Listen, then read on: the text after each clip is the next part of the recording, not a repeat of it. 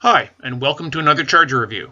This time it is the LiitoKala Engineer Li-500 charger.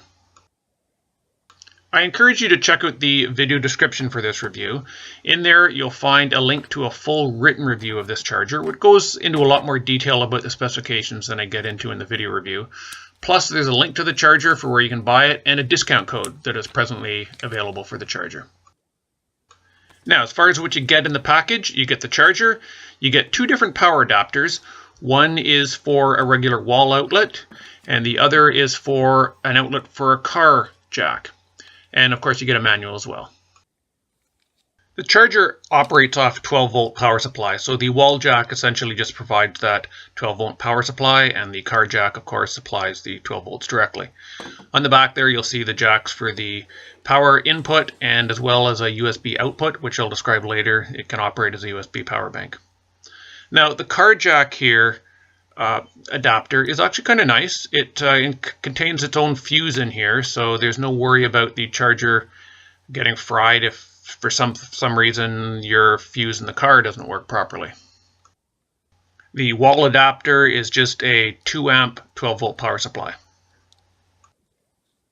Now, I shot a lot of video for this review.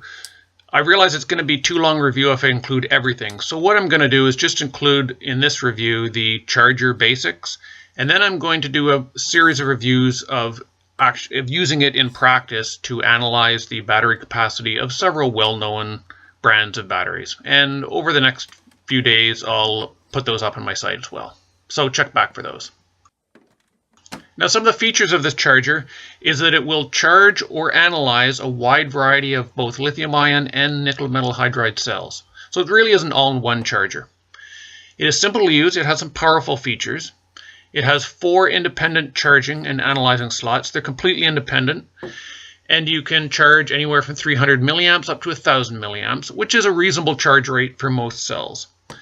And finally, it has a 1 amp USB power bank function if you need one for an emergency. It also has a number of features to protect the charger and the user, such as reverse polarity in case you insert the cell the wrong way around, overcharge and over-discharge protection, short circuit protection, temperature monitoring, 0-volt activation function for dead cells, and it will recognize bad batteries as well. There are 6 buttons on the charger. The buttons 1 through 4 simply select a slot to display information about that slot. And the other 2 buttons are a mode and current button, and those are used to select the kind of mode, whether it be charging or analyzing, or the current, anywhere from 300 to 1,000 milliamps for charging. It also affects the discharge test when you're doing analyzing. As mentioned, the usage is real easy. You just stick in a cell, and it will automatically default to charging at 500 milliamps. You can change that by pressing the current button. If you want to increase it here, as I did, to 1,000 milliamps, and it will select that slot to charge at 1,000 milliamps. It has no effect on the other slots unless you plug the charger in initially with several cells loaded, in which case it does a nice setting for all the cells. But normally, if you're just sticking in a cell here, put the cell in. If you don't like the default charge rate or you want to do an analyzing, just press the mode button or current button to change that. You can hold down the mode button here for a couple of seconds if you later decide you want to change whatever's going on, and then you can just select the mode by clicking that or the current. Now, once the charge starts, you'll notice the voltage will begin to increase and give you an idea of how far along the charge is for that cell. As well, it'll give you the current number of milliamp hours being put into the cell. And there's a time indicator on there and an internal resistance you'll notice as well. That'll tell you information about that cell in the slot. Now, as I mentioned earlier, the charger accepts a wide variety of cells, everything from like a AAA nickel metal hydride battery up to a 26650 lithium ion, and you can charge them again any order in any kind of mix and match you want to do. Just stick in a cell, and in this case, you select probably a lower charge rate for a AAA cell, easy enough to change it to 300 milliamps if you'd like to charge it slowly, or just leave it at 500, and that's an okay charge as well. Okay, let's talk about the USB power bank function of the charger. It has 2 outlets in the back, one for power in and a USB jack for power out.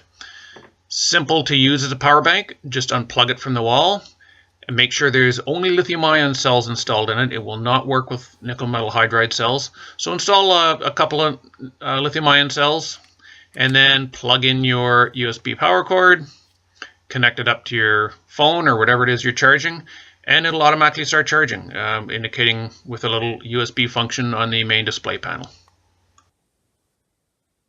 Okay, finally let's just go over my thoughts on the charger, pros and cons. On the pros, I like it. It's easy to use and it's a good all-purpose charger for basically all your cell needs. It has fully independent slots. It has good default rates applicable to all cells.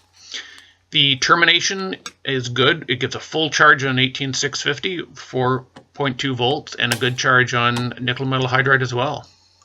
Finally, having it operate as a power bank is a nice feature to have. Now, as far as the cons go, it does get a little warm if you're using 4 cells in it and charging at the full 1 amp rate for every cell.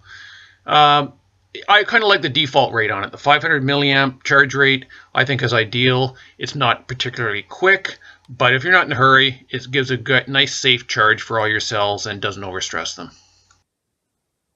Now, as I mentioned earlier in the review, this is going on a little long, so I'm going to cut it short here and continue on with showing you how to do capacity analysis with the charger.